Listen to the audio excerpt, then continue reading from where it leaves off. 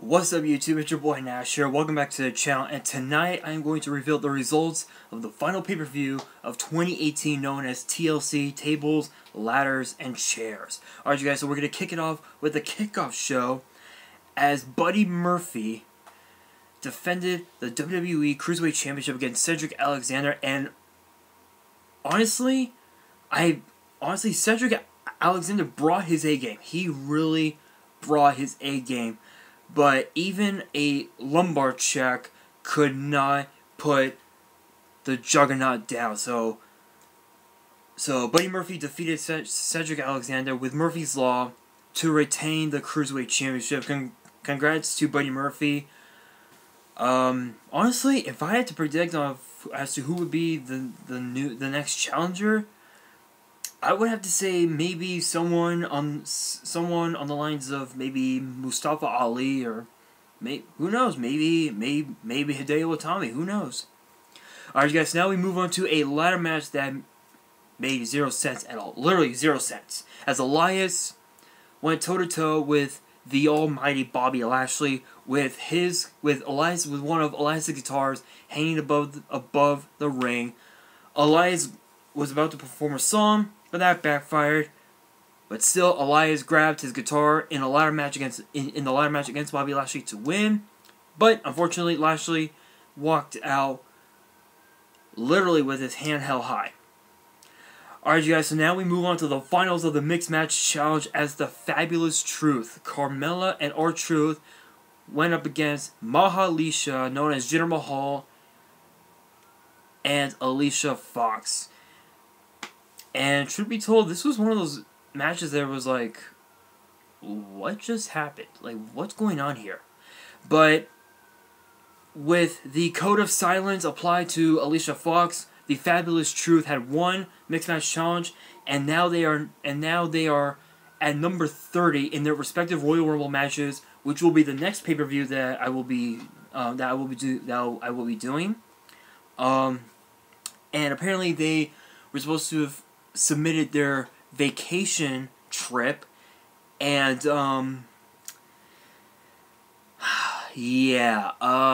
R-Truth decided to select WWE headquarters in Stamford, Connecticut. I honestly don't know why he chose that. I mean, honestly, Carmella should have chose somewhere like, I don't know, maybe I don't know, maybe Japan, or who knows, maybe Hawaii, I don't know, but unfortunately, that's where they're gonna be going. Yeah, I feel so bad for Carmella, honestly I do. Alright guys, so from there we move on to the SmackDown Tag Team titles as the Bar defended the titles against the Usos and the New Days, Kofi Kingston and Xavier Woods. Now, this was a back-and-forth match. Literally, there were so many super kicks, so many punches. Literally, the match was all over the place.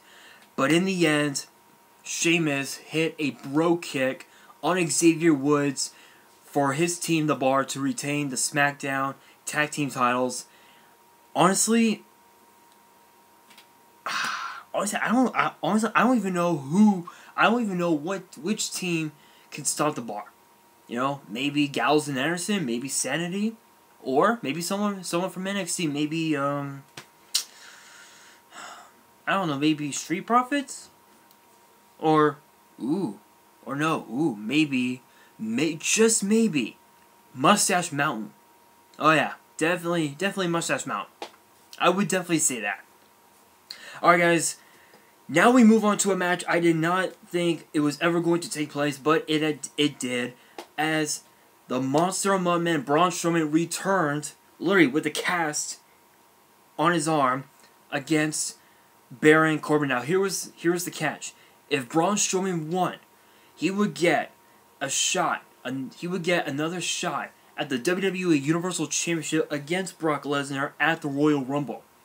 If Baron Corbin won, he would become the permanent GM of Raw, hoping that he would get a victory via forfeit. But unfortunately, that was not the case because obviously it was TLC. It was TLC rules, no DQ, all that. So with the help of Finn Balor, Apollo Crews, the Raw Tag Team Champions, Bobby Roode and Chad Gable, and the return of the Olympic gold medalist, Hall of Famer Kurt Angle, Braun Strowman just with a foot on Baron Corbin. That was it. And the referee for that match was Heath Slater, and yeah, he got involved as well. So yeah, I think it's safe to say that he's no longer a WWE official. So Baron Corbin is no longer in power, which is a huge blessing. Tomorrow night on Raw, if you guys are gonna watch Monday Night Raw tomorrow night, apparently Vince McMahon is going to be shaking things up. Maybe we might see a new general manager. Maybe we might see Kurt Angle back as GM. We don't know. All we know is that things are about to get real tomorrow night. Alright guys, so now we move on to a match that is deep, that became so personal, as the Queen of Hearts, Natalya, went up against Ruby Riott in a tables match. Now, throughout the entire course of the match, Liv Morgan sacrificed herself by getting put through a table, and well, she was forced to the back because, well, she landed hard. And then Sarah Logan tried to get involved, only for her to be put through a table. So in the end, at the closing moments of the match, Natalya wore her father's jacket and put Ruby Riott through a table with a powerbomb to pick up the victory. So congrats to Natalya. She did it for her father. All is right. Alright guys, now we move on to a one-on-one match between the Scottish psychopath Drew McIntyre and the extraordinary man who could do extraordinary things, Finn Balor. Now, as I said just a moment ago, he helped Braun Strowman. Well, now, with the help of Dolph Ziggler, Finn Balor pinned Drew McIntyre with the coup de grace. So, congrats to Finn Balor. But after the match, well, a heated altercation had broken down between Dolph and Finn. So tomorrow night on Raw, Finn Balor, Dolph Ziggler, one-on-one. Alright guys, so we move on to a chairs match between the Viper Randy Orton and the Master of the 619 Rey Mysterio. This was a brutal matchup.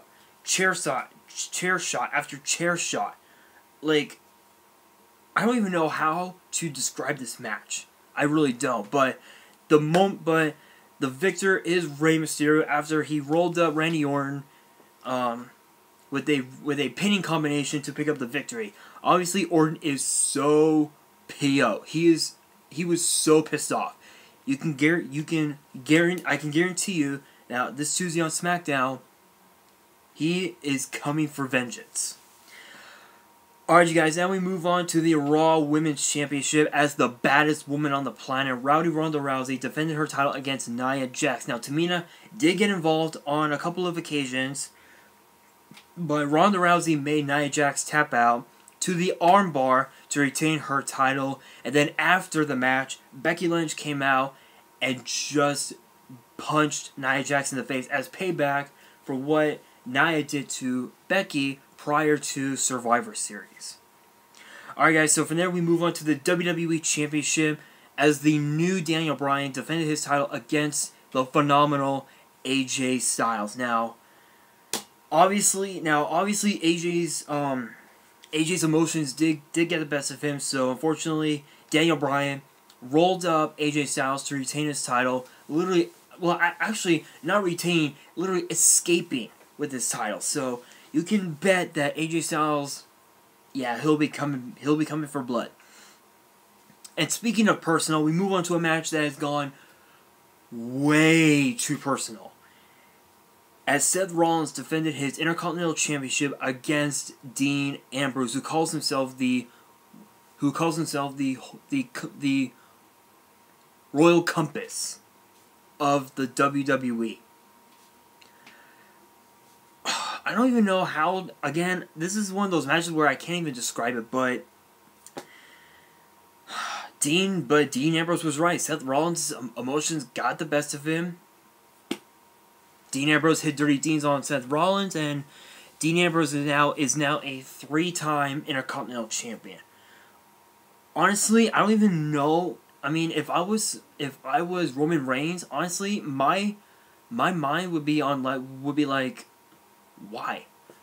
You know, but I can guarantee that possibly tomorrow night, we don't know, somewhere down the line, Roman Reigns will come back to finally get some answers. Alright, you guys, now we move on to the main event for the entire card. It was the first ever women's TLC match as the man, Becky Lynch, put her SmackDown Women's title on the line against the Queen, Charlotte Flair, and the Empress of Tomorrow, Asuka. This was by far one of the most brutal matches that we had ever seen on the card. So brutal that at the closing moments of the match, both Charlotte Flair and Becky Lynch were literally trying to climb, were fingertips away from the title, and Ronda Rousey came out and pushed both Becky Lynch and Charlotte Flair off the ladder, forcing them to go off the ladder and outside the ring, which allowed Asuka to win her first championship in the WWE. So congratulations to Asuka. I know that Becky Lynch and Charlotte Flair are not happy. But yeah, so again, Asuka wins the SmackDown Women's Championship. I believe, yeah. This is actually her first title in WWE overall since she made her debut on Monday Night Raw. Alright, you guys, well, that is going to do it for the TLC results. I hope you guys enjoyed. If you did, make sure to smash that thumbs up button. Do not forget to subscribe and turn on the post notification bell so you guys get notified whenever I do make a new video. And on that, this is your boy Nash here, signing out.